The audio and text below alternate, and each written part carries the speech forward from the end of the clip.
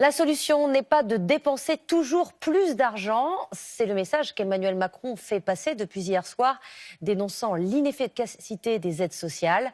Il l'a dit dans une vidéo, évoquant le pognon de dingue, je cite, dépensé pour les pauvres, sans qu'ils permettent de les sortir de la pauvreté. Au congrès de la Mutualité, ce matin, il a choisi d'autres mots pour dire la même chose. Valérie Astruc, Roger Motte et Jean-Marie Lecartier. Révolutionner la protection sociale pour la rendre plus efficace. Emmanuel Macron aujourd'hui semble se justifier face à ceux qui l'accusent de vouloir faire des économies sur les plus démunis. Nous avons ces dernières décennies dépensé de plus en plus sur ce sujet. Et avons-nous réglé le problème? Non. On m'a souvent reproché de n'être que pour cette France qui réussit. Mais je le dis, quand ceux qui réussissent ne veulent pas regarder ceux qui sont laissés au bord du chemin, dans quelle société veulent-ils vivre? Pourtant, hier soir, ces mots étaient plus directs dans cette vidéo tournée à l'Élysée et mise en ligne délibérément par son équipe. On met un pognon de dingue dans des minima sociaux, les gens ils sont quand même pauvres. On n'en sort pas.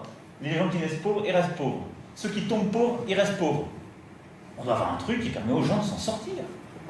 On met trop de pognon, on déresponsabilise et on est dans le curatif. Indignation à l'Assemblée contre le vocabulaire du président jusque dans les rangs de sa majorité. Il ne faut pas présenter les choses comme ça. Je suis très mal à l'aise avec cette phrase. Martine Aubry, la maire socialiste de Lille, à Seine. Le président a un problème avec les pauvres et cela commence à se voir de plus en plus. Mais certains approuvent sa volonté de remettre à plat le système. Il a raison de penser que notre organisation sociale ne marche pas. Dans son discours, le président a confirmé la prise en charge à 100% de certaines prothèses dentaires et auditives.